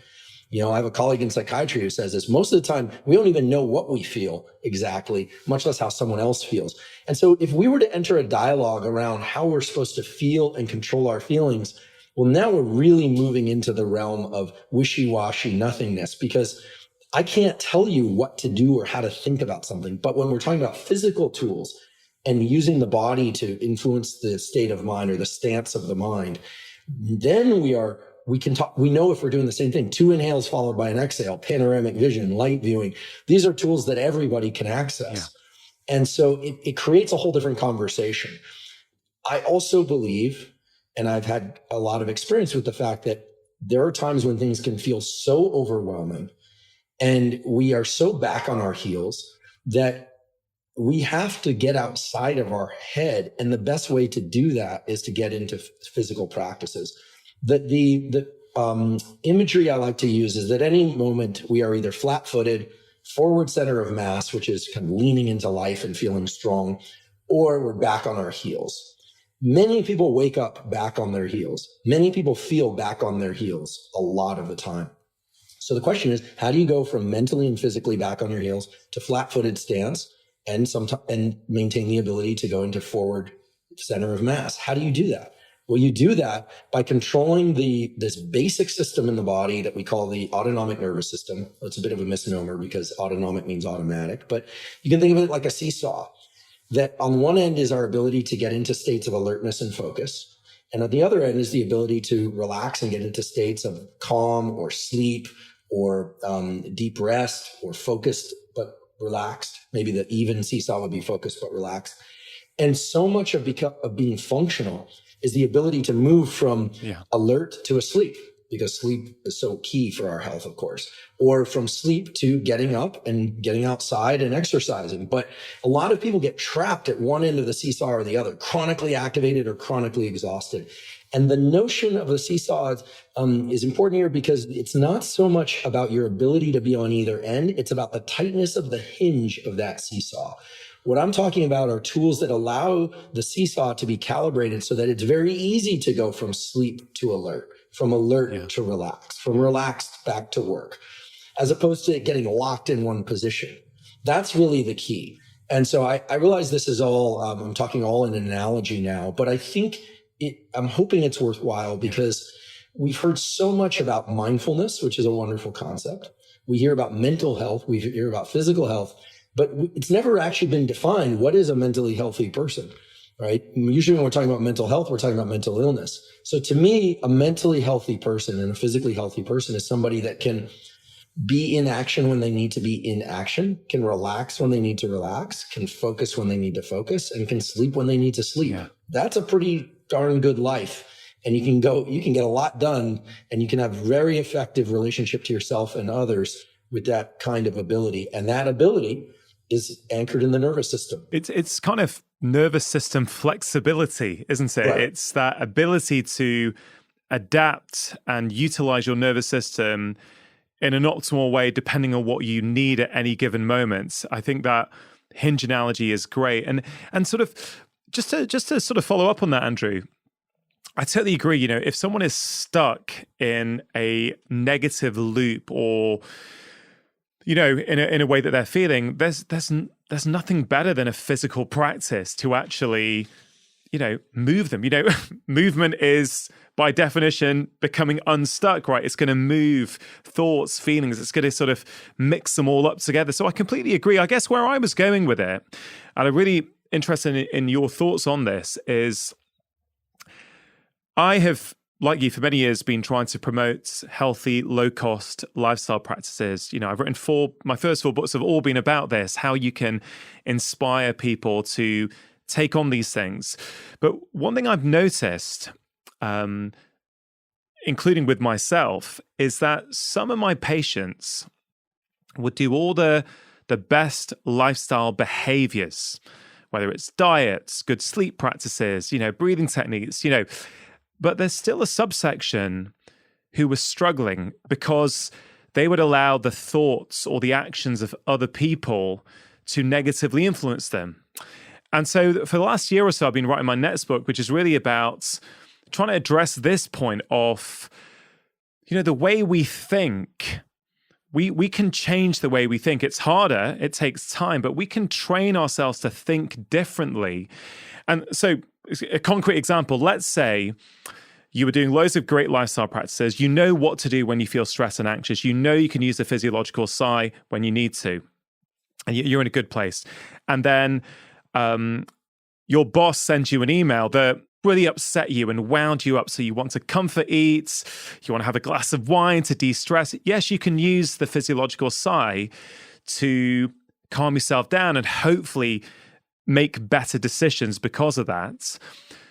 But I'm also sort of thinking about, well, what if you could also not get triggered in the first place by that email? What if you could work on your mindset and change the way that you think so that actually you're needing these practices to deregulate, to downregulate less and less? I mean, there are a couple of things that come to mind, and, you know, I am a big believer in the fact that, well, what I consider the fact that subconscious processes, mainly brought on by our developmental models of attachment, really act as a filter by which we engage in the world. Meaning, if you grew up with a narcissistic parent or an avoidant parent or somebody that had a quick temper, I mean, you would think the rational approach would be, okay, you're not going to be like that, or you won't seek out people like that.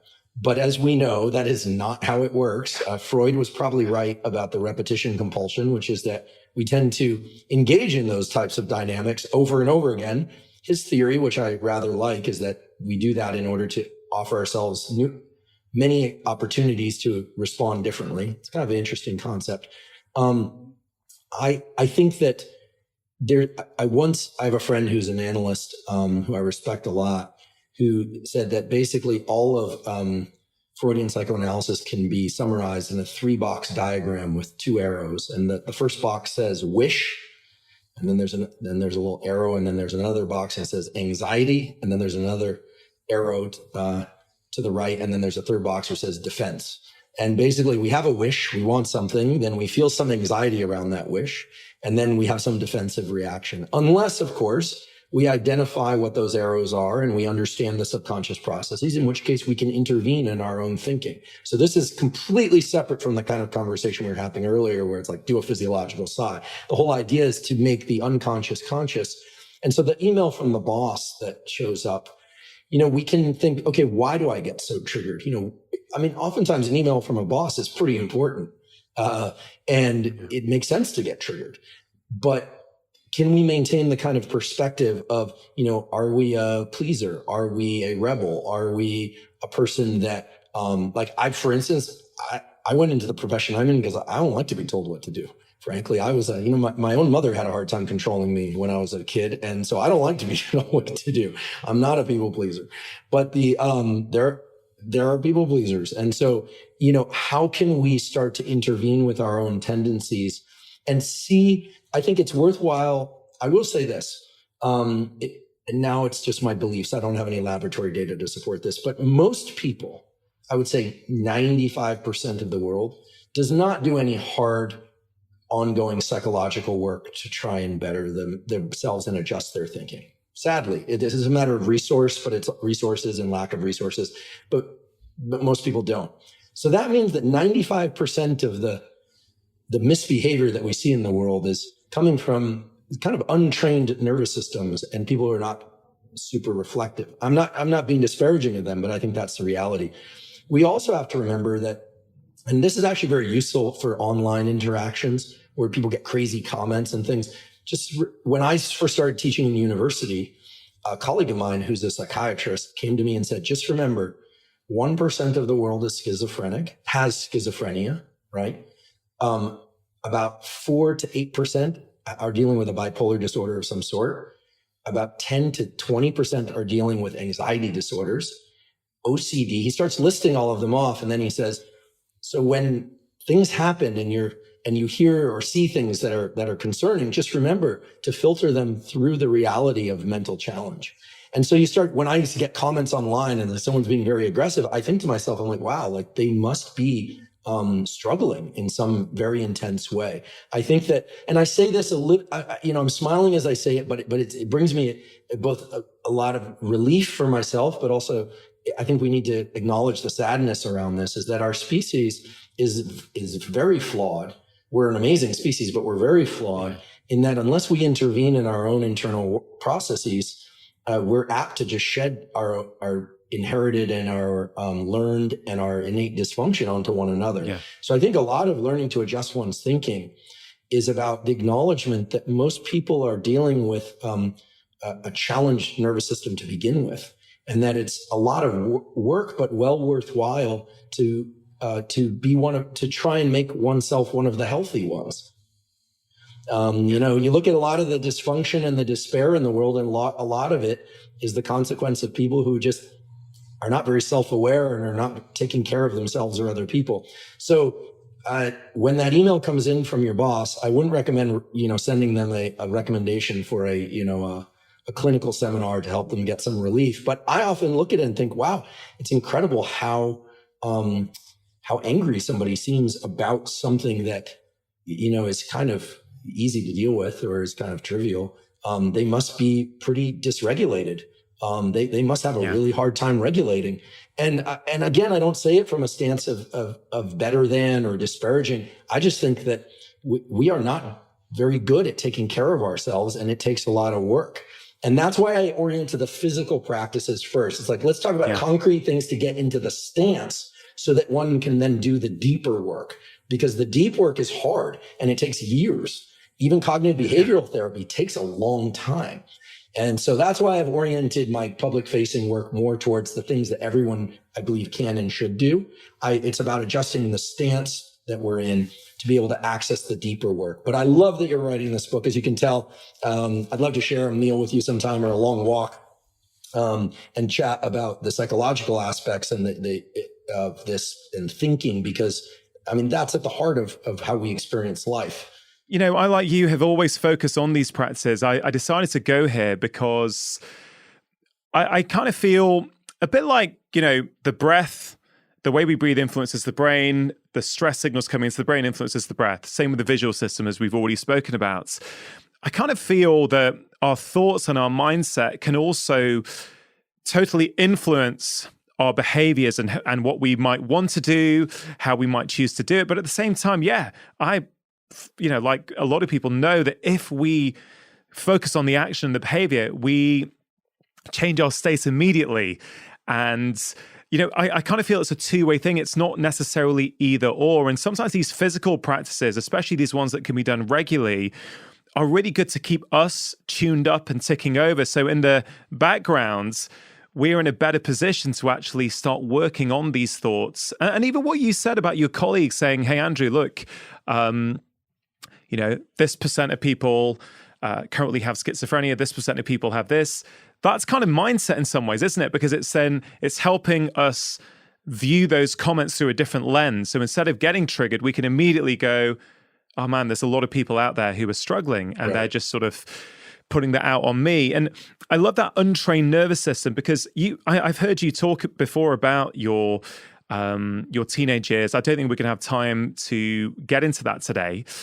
Maybe on a part 2 if you have time at some point. But when we think about what you've said before, that a lot of the bad things that happen to us in life come about because of a dysregulated nervous system or an inability to manage it. I know from doing inner work and therapy, which again has taken years, I sort of feel that my nervous system used to be tightly strung, right? So I could do lots of lifestyle practices, but it was on the background, on the bedrock of this tightly strung nervous system. And as I have processed traumatic experiences early on in life, as I've done various forms of inner work, I sort of feel there's more kind of flexibility and spring now in my nervous system. So I feel that I need less of these symptom relief tools compared to the past. Or if I use them, I can go deeper with them now, whereas before they used to just get me back down to baseline. That makes perfect sense. And that makes very good sense. And I think that, I find this too. I've been doing practices for a long time.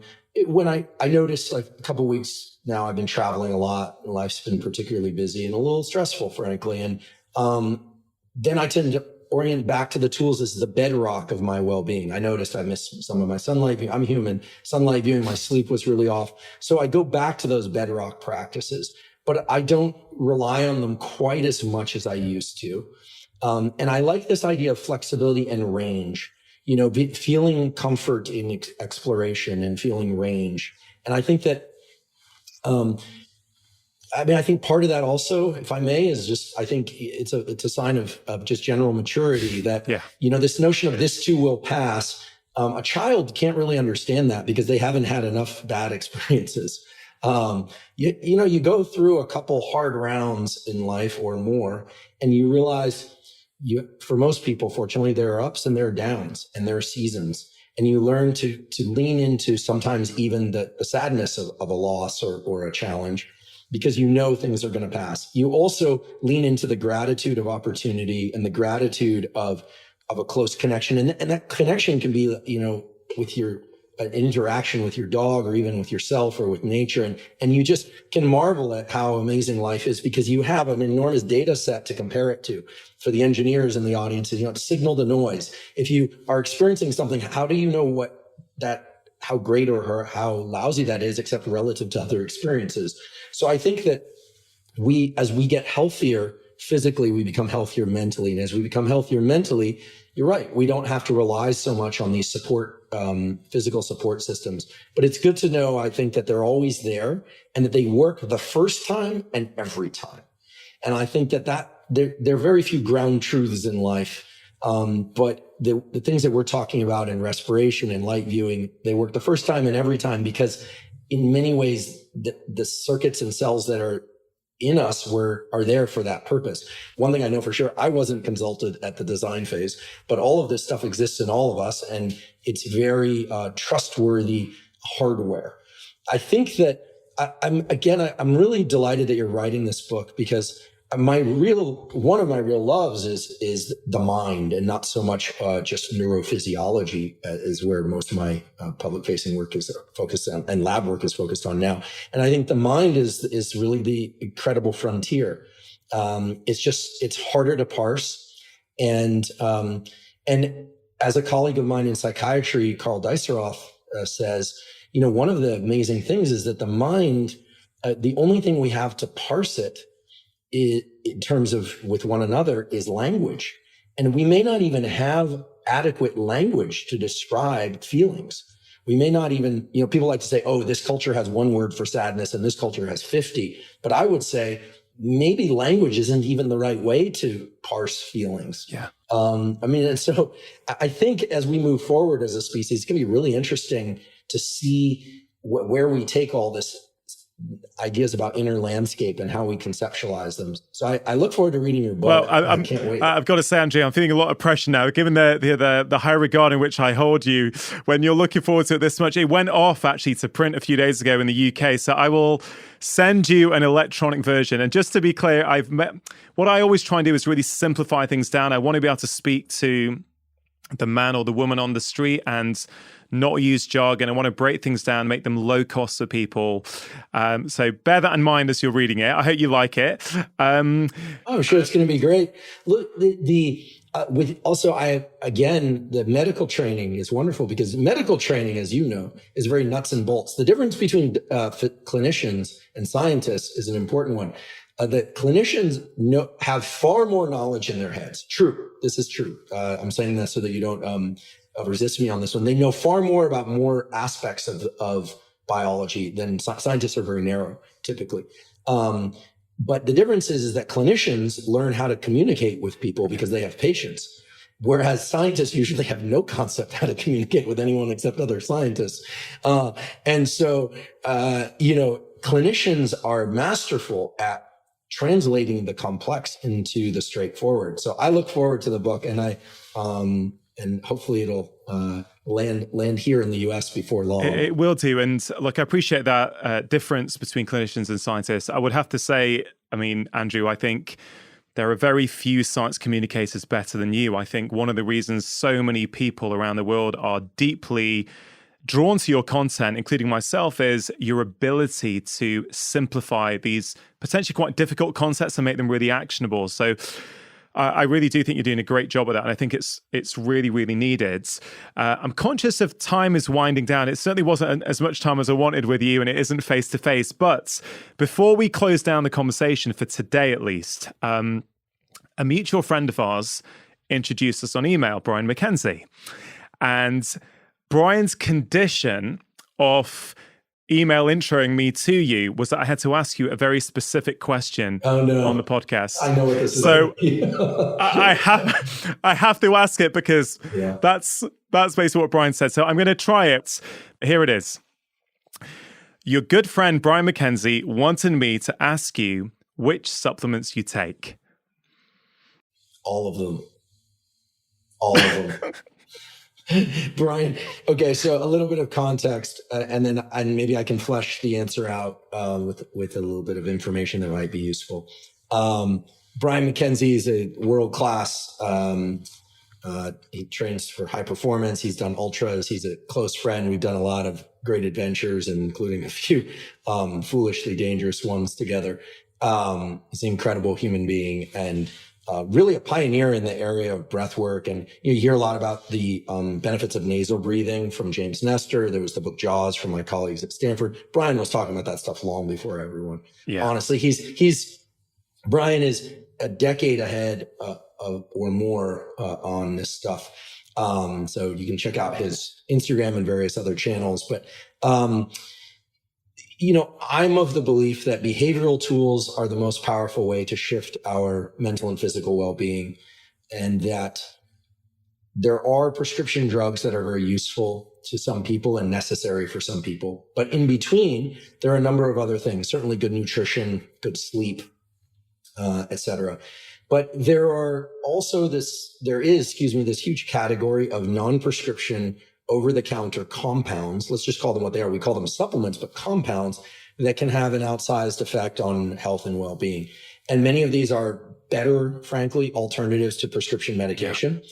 I will always say that behavioral tools should come first, because if you don't have your behaviors right, doesn't matter what you're taking, sooner or later, you're going to run into trouble.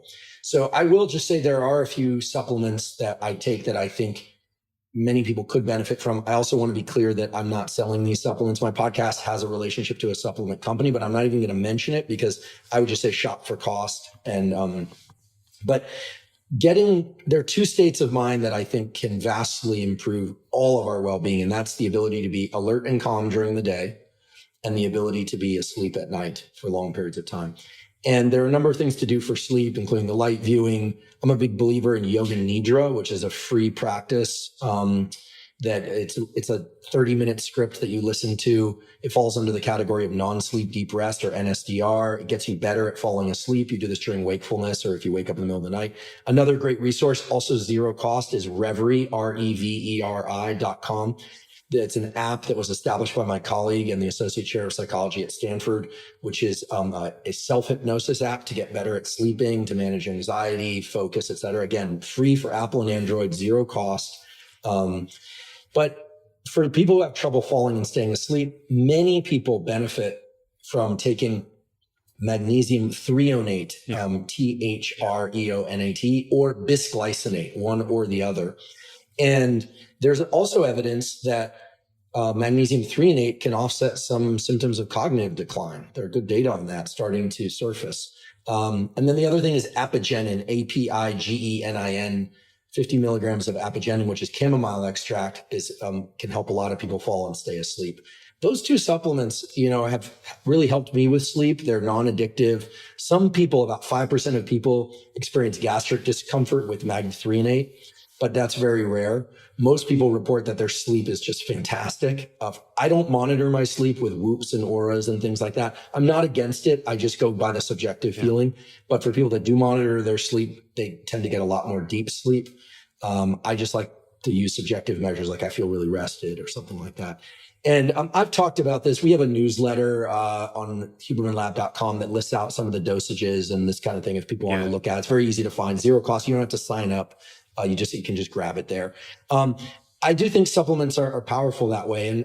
But Brian was teasing me because when we traveled together to give some talks, I was constantly getting stopped at security because I had a duffel full of what essentially looked like a pharmacy. I take a lot of stuff. I do. I take a multivitamin. I take ginger. I take garlic. The allicin in in garlic, ALLICIN. If you look at the data on allicin, in terms of cardiovascular health, it's quite impressive. I take 1 to 3 grams of EPA essential fatty acids per day because I don't eat fatty fish. I don't like the taste of fish. And in double-blind placebo-controlled studies, 1 to 2 grams of EPA per day stands up against SSRIs, things like Prozac and Zoloft, without the side effect profile. And for people that do need to take those drugs, it lowers the total dosages that they need to take in order to have effective antidepressant effect. So it essentially lowers the side effect profile. So to say, I think a few years ago, the idea of supplements was like, ooh, can't you get everything from what you eat? It's like, maybe, but I personally derive tremendous benefit from vitamin D3, for my gut microbiome, I don't take probiotics. What I do is I eat 1 to 4 servings of fermented foods per day, because there's evidence from Justin Sonnenberg's lab, which is upstairs from my lab at Stanford, that it can improve the pathways that are related to inflammation. So, there's a lot of stuff that one can do and take. I like to focus on the do and then focus on the take. And then I do think people should be scientists about this. I think that you don't want to start taking 50 things at once and wonder what, it's a big expense. And then you're wondering what works and what doesn't. If one wants to experiment, introduce things one at a time, talk to your physician, obviously, make sure these things are safe for you. But that's why Brian was making that joke, because he was like, what supplements do you take? People always ask me, and I just say all of them, because otherwise I could do a 3-hour podcast on everything that I take, and it would put everyone to sleep. It would cure insomnia. Well, I've got plenty. Thank you for answering it, first of all. I've got plenty more to follow up on that. But just to finish off then, a lot of people in the world right now are struggling. A lot of people can't see a way out. The way the world has changed, it's making them feel fearful, anxious. A lot of people have tried to go and see their doctors, yet feel very frustrated with some of the solutions that are on offer. And with your wealth of knowledge about the brain and the body and the mind, I wonder, for people who are wanting some practical help, you've mentioned some great tips already in the show so far, but just to finish off, the podcast is called Feel Better, Live More. When we feel better in ourselves, we get more out of life. Could you maybe share some of your sort of final words and thoughts with my audience? Sure. Well, certainly there is a lot of challenge in the world right now.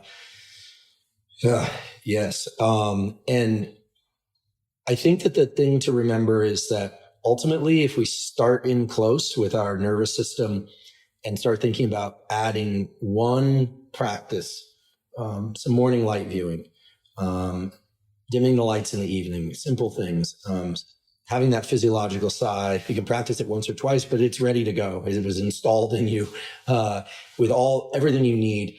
Realizing that you have control over your response system and your nervous system.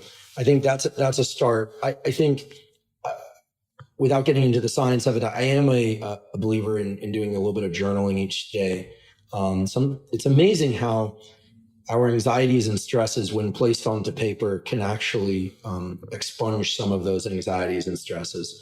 It's sort of obvious, but even if your handwriting is as poor as mine, even if you're not writing in complete sentences, even if you tear up the sheet of paper afterward, or even if it's just a walk where you're thinking about this stuff, that can be very powerful. I usually don't come to things from kind of the tough love stance, so I don't want this to sound like that. But the truth is that there is no magic stork or fairy or pill or anything that's going to be handed to us or deployed that's going to take care of our challenges. We are all responsible for our immediate well-being. And what I can promise, however, is that these tools and practices, they work and they lead to places where we have a more optimal stance to deal with the challenges of the world. Our species is remarkable. We've come through far worse than what we're dealing with now, believe it or not.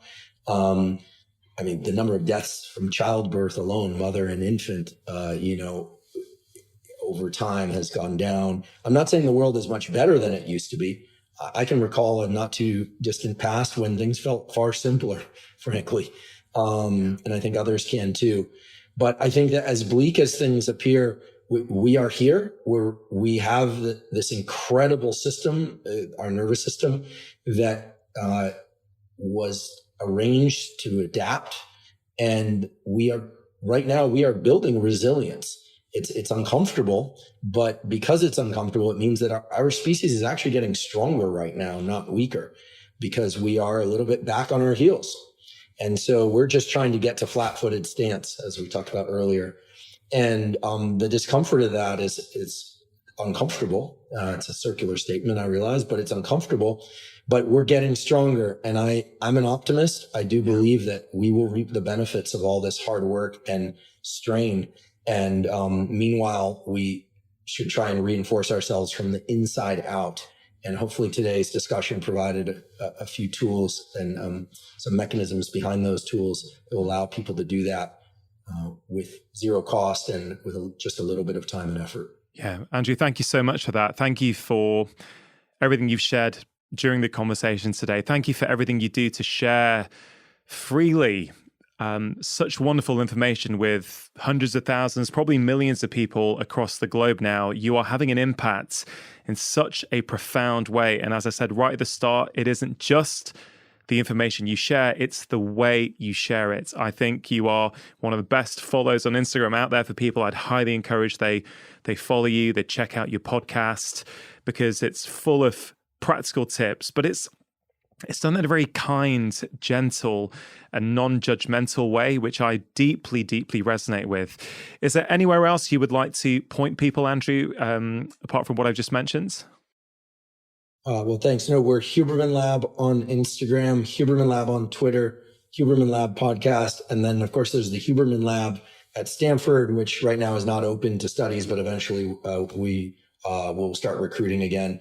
Those are the places to find us. And listen, I just really want to extend my thanks. I've been a consumer of your content for a long time now, and I love the approach that you take. Again, non-judgmental, give. I can feel that. I can see it.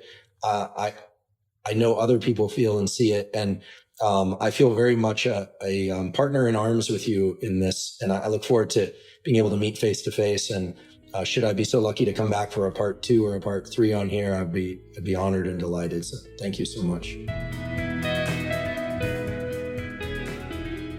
Really hope you enjoyed that conversation. Do think about one thing that you can take away and apply into your own life. And also have a think about one thing from this conversation that you can teach to somebody else.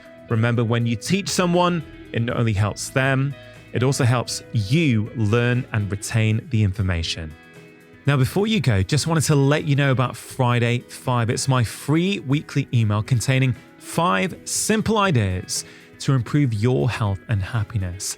In that email, I share exclusive insights that I do not share anywhere else, including health advice, how to manage your time better, interesting articles or videos that I've been consuming, and quotes that have caused me to stop and reflect. And I have to say, in a world of endless emails, it really is delightful that many of you tell me it is one of the only weekly emails that you actively look forward to receiving. So if that sounds like something you would like to receive each and every Friday, you can sign up for free at drchatterjee.com/Friday5.